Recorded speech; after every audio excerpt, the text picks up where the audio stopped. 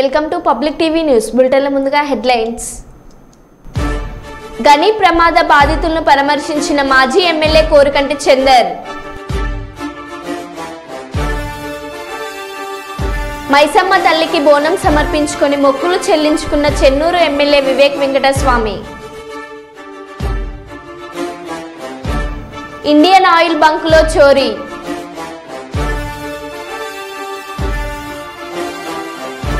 కట్టమైసమ్మకు పట్టు వస్త్రాలు సమర్పించిన మంత్రి కొండ సురేఖ.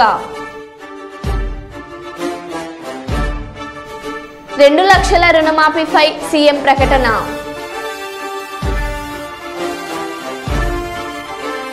అంగరంగ వైభవంగా ఆషాఢ మాస దశాబ్ది బోనాల ఉత్సవాలు.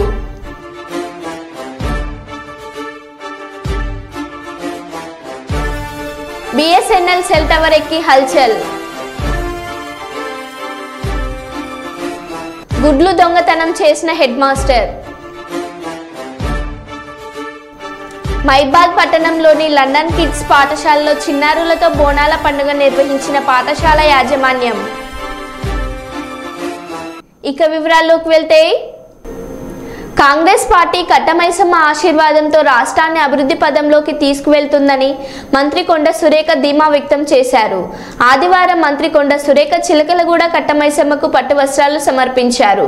అనంతరం ఆమె మాట్లాడుతూ మంచిగా వర్షాలు కురిసి ప్రజలు సంతోషంగా జీవించాలని అమ్మను వేడుకున్నట్లు తెలిపారు. ఈ కార్యక్రమంలో ఆలయ చైర్మన్ ఈవో పెద్ద సంఖ్యలో భక్తులు పాల్గొన్నారు.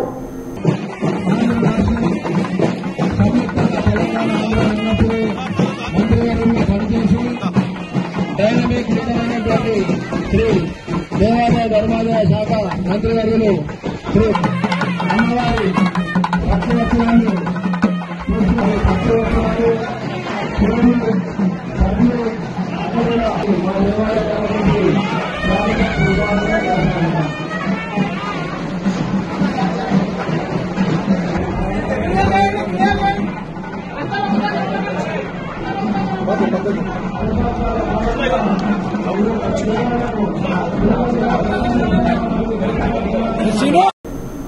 ఆషాఢ మాసం బోనాల పండుగను పురస్కరించుకొని ఆదివారం హర్యానా గవర్నర్ బండారు దత్తాత్రేయ హైదరాబాద్ రామ్నగర్లోని తన నివాసంలో బోనాల వేడుకలు నిర్వహించారు.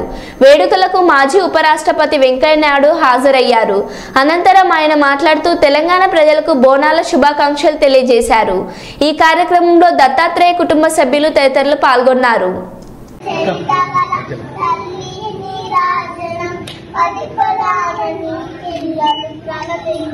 శుభతరుణం జై తెలంగాణ, జై జై తెలంగాణ, జై తెలంగాణ, జై జై తెలంగాణ. జానపద జన జీవన జాలుగా కవితాయ వైతాయ కలలామంజిలాలు జాతిని జాగృతపరిచే గీతాల జనజాతర అనునిత్యం మీ గానం. జై తెలంగాణ, జై జై తెలంగాణ, జై తెలంగాణ, జై జై తెలంగాణ. जब गई नहीं जो इनका शुक्रिया करे, हाथ जोड़ मोदी को मंगल कर जाए.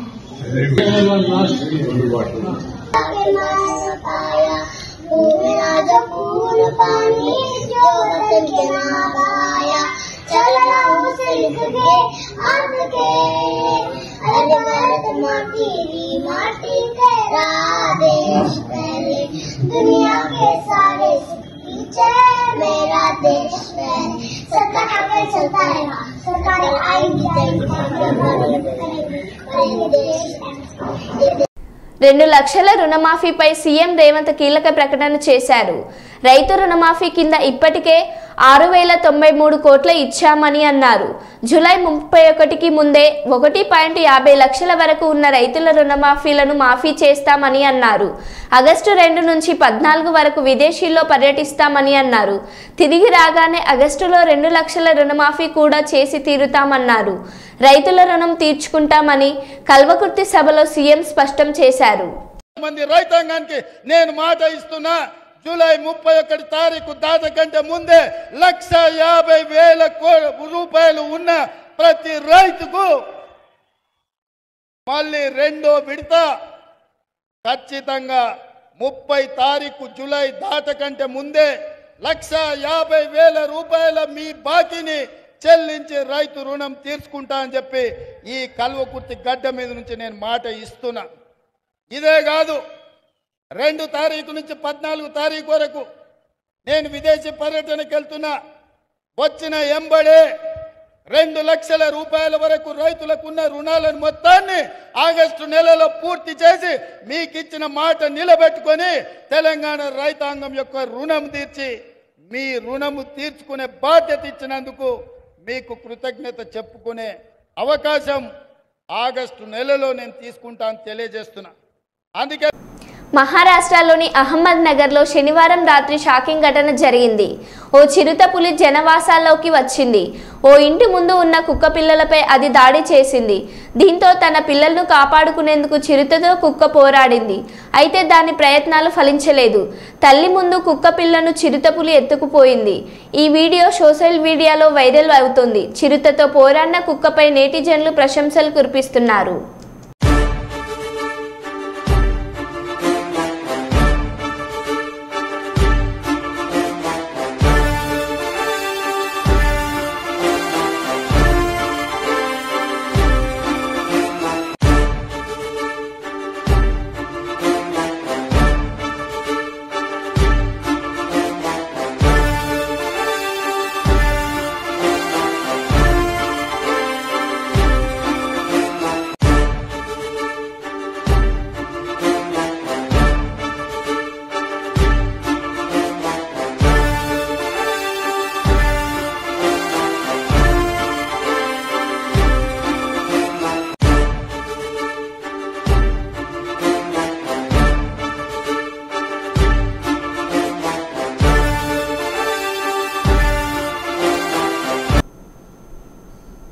మైబాద్ జిల్లా కాంగ్రెస్ పార్టీ అధ్యక్షులు జిన్నారెడ్డి భరత్ చంద్రారెడ్డి అధ్యక్షతన నిర్వహించిన సన్మాన కార్యక్రమంలో స్థానిక MLA doctor Murali Naik, Congress party శ్రేణులు అధిక సంఖ్యలో పాల్గొని బెల్లయ్య నాయక్ ఘనంగా సన్మానించారు.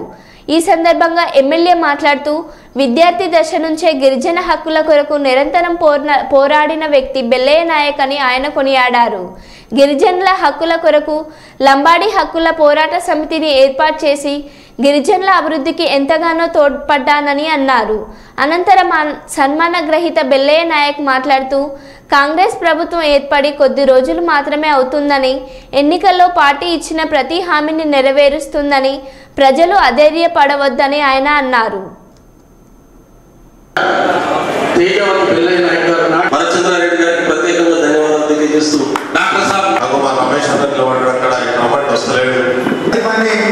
సుజాత గారు, అదేవిధంగా మాజీ డిప్యూటీ అధ్యక్షులు రాజేష్ గారు,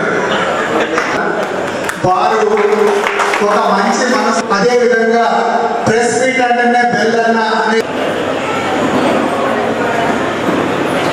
సమాన సభకు మన బెల్లన్న గారు చాలా కష్టపడి నిరుపేద కుటుంబంలో పుట్టి అంచెలంచెలుగా ఎదుర్కొంటూ ఉస్మానియా యూనివర్సిటీలో వారు మనం ఏ తరపు తట్టినా కూడా బెల్లన్న గారి ప్రోత్సాహం గురించి చెప్తా ఉంటారు. మా చుట్టాలు చాలా మంది ఉస్మానియా యూనివర్సిటీలో ఉంటారు. వాళ్ళు ప్రతిసేపు బెల్లన్న గారు వచ్చారు, బెల్లన్న గారు పోయాడు, బెల్లన్న గారు ప్రెస్ మీట్ పెట్టారు, ప్రతి అంశాన్ని నాకు చెప్తారు.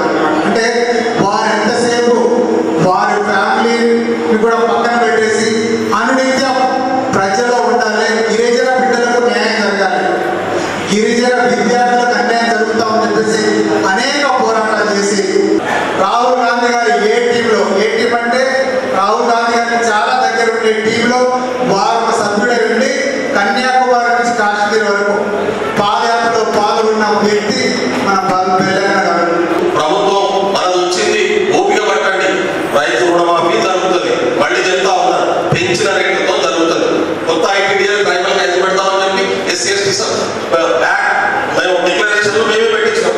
ఈ ఇయర్ సత్యం కావట్లేదు, ఎందుకంటే ఫైనాన్షియల్ కన్సర్న్స్ ఉన్నాయి, ఆర్థిక పరమైనటువంటి సమస్యలు ఈ ప్రభుత్వానికి. నెక్స్ట్ ఇయర్ లో అవి మొదలు పెట్టేటటువంటి అవకాశం ఉంది. ప్రతి కొత్త పంచాయతీకి 25 లక్షలు ఇస్తామని చెప్పి పార్టీ మేనిఫెస్టో పెట్టినాం, అది కూడా ఫుల్ఫిల్ అవుతుంది. అందుకనే మేము ఇచ్చిన ప్రతి హామీ, పార్టీ ఇచ్చిన ప్రతి హామీ ఎస్సీ ఎస్టీ బీసీ మైనారిటీలకు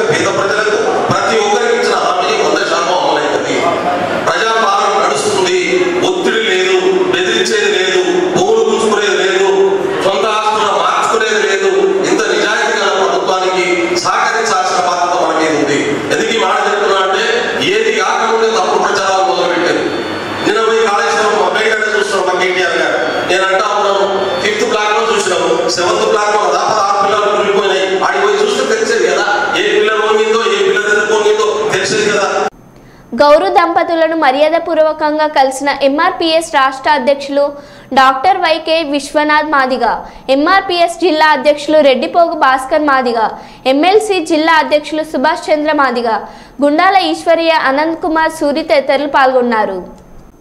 మైబాద్ పట్టణంలోని లండన్ కిడ్స్ పాఠశాలలో చిన్నారులతో బోనాల పండుగను నిర్వహించారు పాఠశాల యాజమాన్యం.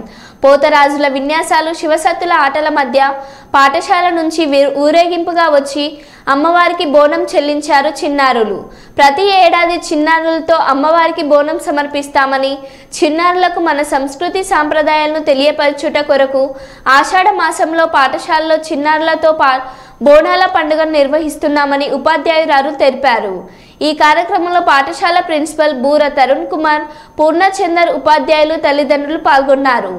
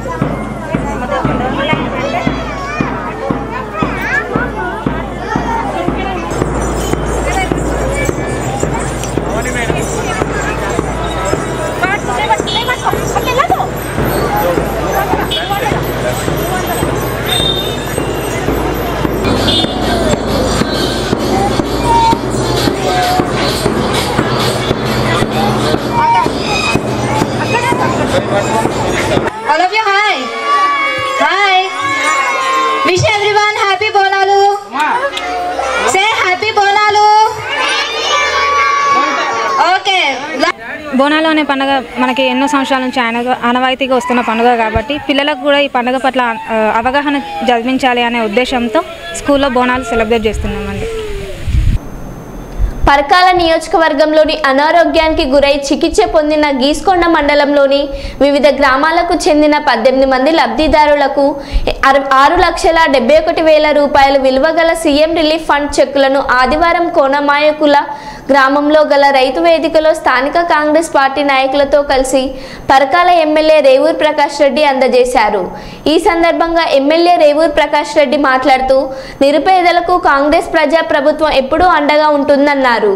పేదలకు కూడా కార్పొరేట్ స్థాయిలో వైద్యం అందాలనే ఉద్దేశంతో ముఖ్యమంత్రి రేవంత్ రెడ్డి సీఎం సహాయ నిధి పథకం ద్వారా సహకారం అందిస్తున్నారని పేర్కొన్నారు. పేదల సంక్షేమం కోసం కాంగ్రెస్ ప్రజా ప్రభుత్వం ఎన్ని నిధులైనా ఇచ్చేందుకు సిద్ధంగా ఉందన్నారు. అర్హులైన ప్రతి ఒక్కరూ ప్రభుత్వం అందిస్తున్న సంక్షేమ పథకాలను సద్వినియోగం చేసుకోవాలని కోరారు. ఎన్నికల సంవత్సరంలో చాలా పనులు ఇచ్చింది. అంటే రూపాయి ఉంటే 10 రూపాయల వరకు శాంక్షన్ ఇచ్చింది. చేయండి అని చెప్పి సర్పంచ్లను కానీ ఎంపీటీసీలను కానీ వాళ్ళను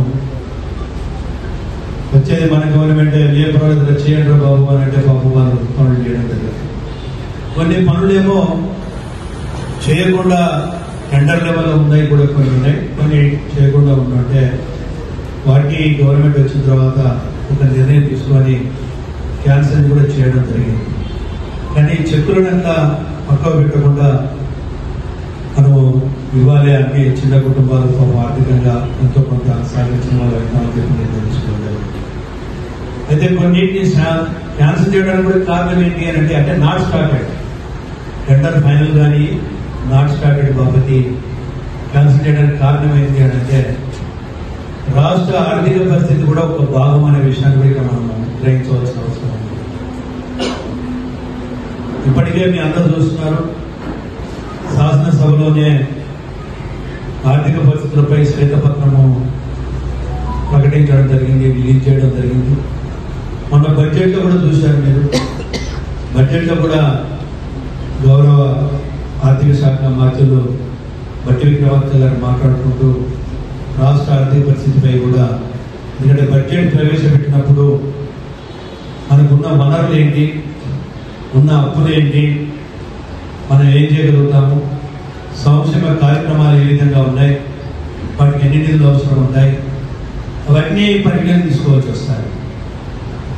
దీన్ని ప్రత్యేకంగా ఎందుకు ప్రస్తావిస్తున్నానంటే ఇవాళ మనం చూస్తున్నాం టీఆర్ఎస్ నాయకత్వం తెల్లారితో ఒకటి మాట్లాడుతున్నారు. మొదట స్టార్టింగ్ లో కొన్ని రోజులు మాట్లాడారు, ఈ గవర్నమెంట్ 3 నెలలు ఉండదు, 6 నెలలు ఉండదు, సంవత్సరం కూడా ఉండదు, ఇది కూలిపోతుంది అని అప్పుడు అట్లా మాట్లాడారు.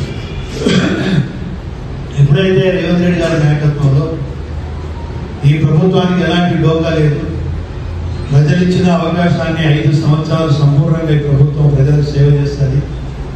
ఈ 5 సంవత్సరాల సేవతో పాటుగా మన రాబోయే ఇంకో 15 సంవత్సరాలు అంటే మొత్తం 20 సంవత్సరాల వరకు కూడా రేవంత్ రెడ్డి గారి యొక్క నాయకత్వంలో 100% ప్రభుత్వము ఉంటుంది అనే ఒక కాన్ఫిడెన్స్ ఉంది. ఇవాళ ప్రతిపక్ష పార్టీలు కూడా వచ్చేసింది, మనం ఏమి చేయలేము ఈ పార్టీని. ఎందుకంటే మనం ముట్టుకుంటే మొత్తం మన ఉనికి లేకుండా చేస్తాండి రేవంత్ రెడ్డి. అందులోంచి ఒక రోజు పొంగురెడ్డి శ్రీనివాసరెడ్డి గారు మాట్లాడుతూ పత్రికా సోదరులు అడిగారు, మీరేంటి వాళ్ళ ఎమ్మెల్యేలు తీసుకున్నారు, రాజీనామా చేస్తారంటే ఒక మాట.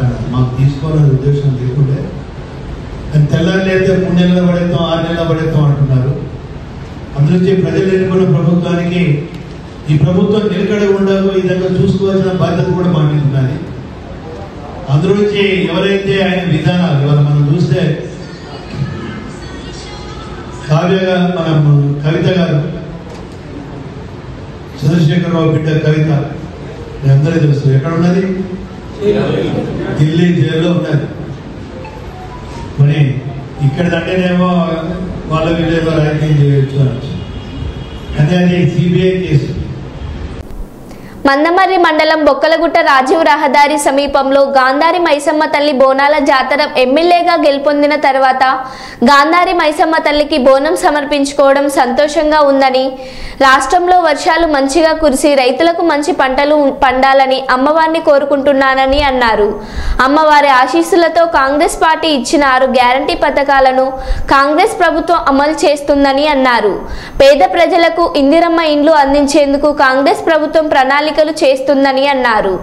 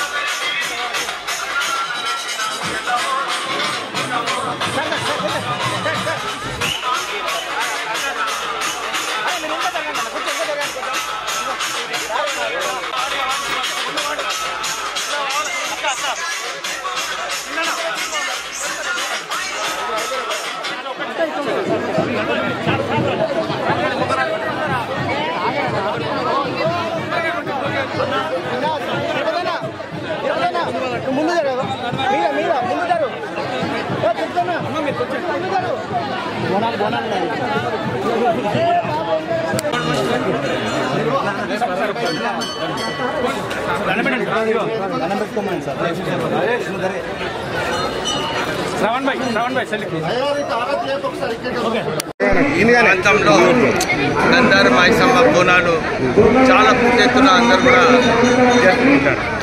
మీరు చూస్తున్నారు, ఇప్పుడు దర్శనానికి 2 కిలోమీటర్ల లైన్ ఆల్రెడీ ఉంది.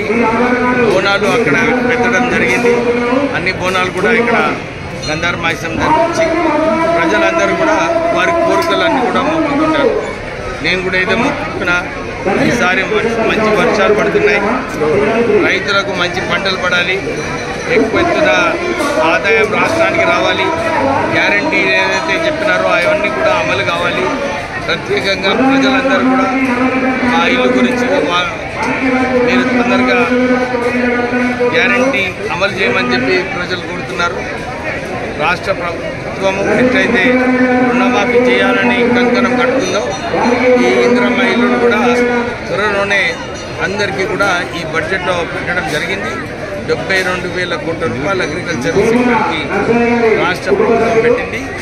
రైతులకు ప్రజలకు అందరికీ కూడా మేలుగా చేయమని చెప్పి గంధార్ మైసమ్మ గారిని మొక్కడం జరిగింది.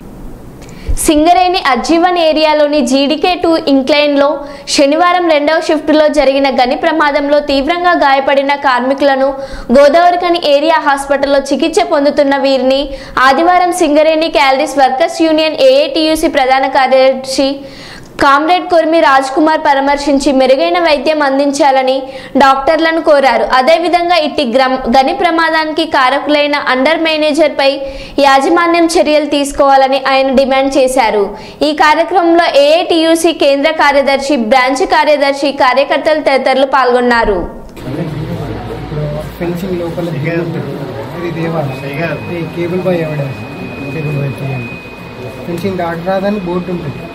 కేబుల్ బాయ్ ఎవడ రండి బోర్డు సరే తీసుకో. భోగిలు ఉంటుంది, లైన్ క్లియర్ చేయాలి. ఎప్పుడు తీయాలా? ట్రామర్ తీయాలి. కేబుల్ బాయ్ ఎవడ రండి, లైన్ క్లియర్ చేయాలి. లైన్ ట్రాక్ మీద ఎవరు పెట్టాలి? ట్రామర్ పెట్టాలి సార్. ట్రామర్ బెల్లు కొడతారు, మేమే పెట్టాలి. కొంతలు లాగి మేమే పెట్టాలి. బండి పెట్టిన తర్వాత అవన్నీ వచ్చిన తర్వాత అప్పుడు బొగ్గు తీసినప్పుడు రాడ్స్ ఉంటాయి, కొంతలు ఉంటాయి, బకెట్లు ఉంటాయి. అవన్నీ తీసి పక్కన వేసిన తర్వాత అది అన్లోడ్ చేస్తాం. సో అట్లా ఒక కేప్ అయిపోయి అట్లా 2 కేపులు అయిందంటే మాకు ఎంత పని అయి ఉంటుంది సార్? ఆల్మోస్ట్ 50% మా ఎనర్జీ లాస్ అయింది. అప్పటికే అక్కడ బంపింగ్ అవుతుంది అని చెప్పని అన్నాం. అయినా కూడా లైక్ వాళ్ళు ఎట్లా అన్నారంటే నోయల్ జీడీకే-2లో యాక్సిడెంట్ జరిగింది. శంకర్, నోయల్ అండ్ సంపత్ అనే కార్మికులు గాయాలైనవి. ఎవరైతే సంపత్ను తీవ్రమైన గాయాలు, మల్టిపుల్ ఫ్రాక్చర్స్ కావడం వల్ల హైదరాబాద్ ఒమేగా హాస్పిటల్ తరలించడం జరిగింది. ఇందులో మేము వాళ్ళతో మాట్లాడిన తర్వాత మాకు తెలిసింది ఏంటంటే మనకు యాక్సిడెంట్ సంబంధించి అన్ని చట్టాలున్నా, ఎస్ఓపీలున్నా ఎవరైతే ట్రైనింగ్ లేకుండా, చేంజ్ ఆఫ్ జాబ్ ట్రైనింగ్ లేకుండా కేబుల్ బాయ్లను పనిచేయించుకోవడం ద్వారా ఈరోజు ఇనిషియేటివ్ జరిగినాయి. ఒకటి. రెండోది, అక్కడ సర్దారు క్లారిటీగా చెప్పిండు, సౌండ్లు వస్తూ ఉన్నాయి.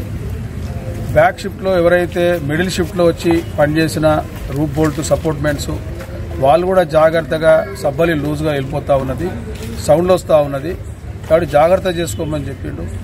అక్కడ ఉన్న వర్క్ మెన్ కూడా ఎవరైతే సూపర్వైజర్ సర్దార్ ఉన్నాడో వారు కూడా ఆయన కూడా సౌండ్లు వస్తూ ఉన్నాయి, బయటికి పొమ్మని బయటికి పంపించిన తర్వాత ఎవరైతే అండర్ మేనేజర్ భరత్ అనే అండర్ మేనేజర్ వచ్చిన తర్వాత నేను ఉంటాపా, నేను చెప్తాను మీరు చేయండి అని చెప్పి పద్ధతిలో జరిగింది. కాబట్టి ఈరోజు ఆయన ఆర్డర్ జారీ చేసిన తర్వాత ఎట్లయినా కార్మికులు భయపడతారు. ఎందుకంటే గతంలో ఆయన పెద్దానికి వార్నింగ్ లెటర్లు, ఛార్జ్ షీట్లు, నేను చెప్పింది చేయాలి లేకపోతే బయట పైనగలవు అనే పద్ధతిలో ఆయన వ్యవహరిస్తే తీరున్నది.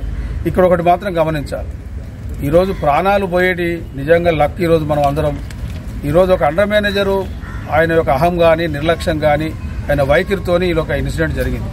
నిజంగా కొంచెంసేపు ఆగి ఉంటే అది ఫాలో అయ్యేది. తర్వాత వాళ్ళు దిమ్మగట్టకుండా లేకపోతే వారి డబ్ల్యూ స్టాప్ వేసేది ఏదో వేసింటుంది.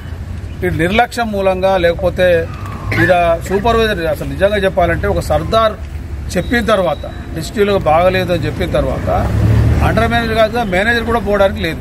మళ్ళీ ఆయన కన్ఫర్మ్ చేసుకున్న తర్వాతనే పోవాల్సిన పరిస్థితి ఉన్నది. ఈరోజు ఆయన యొక్క నిర్లక్ష్యం వలన, ఆయన అహం వల్ల ఈరోజు ముగ్గురు కార్మిక వర్గానికి దెబ్బలు తాకినాయి. దీన్ని ఏఐటీసీగా మేము దీన్ని చర్చిస్తాం. దీని చైర్మన్తో, డైరెక్టర్ గారితో మాట్లాడి, కన్సర్న్ జీఎంతో కూడా మాట్లాడి ఒకటి మాత్రం వాస్తవం మనకు చెప్తున్నట్టుగా చట్టం ఏం చెప్తా ఉన్నది దాన్ని బట్టి చేయాలి. ఇప్పుడు అక్కడ సర్దార్ ఉన్నారు కాబట్టి ఇప్పుడు సర్దార్ని ఎక్స్ప్లెనేషన్ ఇవ్వమని అడుగుతారు. ఏదైనా అండర్ మేనేజర్ అంటే వాళ్ళు బాధ్యత తీసుకొని పనిచేయాలి, సర్దార్ చెప్పింది విని మాట్లాడాలి తప్ప కార్మికులను ముఖ్యంగా కేబుల్ బాయ్లకు సంబంధించి ఈరోజు వాళ్ళు చెప్తా ఉన్నారు వాళ్ళకి ఎలాంటి చేంజ్ ఆఫ్ జాబ్ ట్రైనింగ్ లేదు. వాళ్ళ కేబుల్ బాయ్లు 50% రెండు సార్లు ఈరోజు వాళ్ళు పనిచేసినాక అలసిపోయిన తర్వాత మళ్ళీ వీళ్ళు సపోర్ట్ మీద పోవడం అనేది ఈరోజు చాలా నిర్లక్ష్యం, దారుణం. దీన్ని సహించరాదు కాబట్టి వెంటనే భరత్ అనే అండర్ మేనేజర్ ఎవరైతుండో దాని మీద తప్పక యాక్షన్ తీసుకోవాలి. ఎందుకంటే చెప్పినాక కూడా ఆయన నిర్లక్ష్యంగా వివరించినందుకు యాక్షన్ తీసుకోవాలి. దీనికి యాక్సిడెంట్ కారణం ప్రధానమైన కారణం అండర్ మేనేజర్ అని చెప్పి మేము భావిస్తాం. మరో బులెటిన్లో మళ్ళీ కలుద్దాం. Stay tune.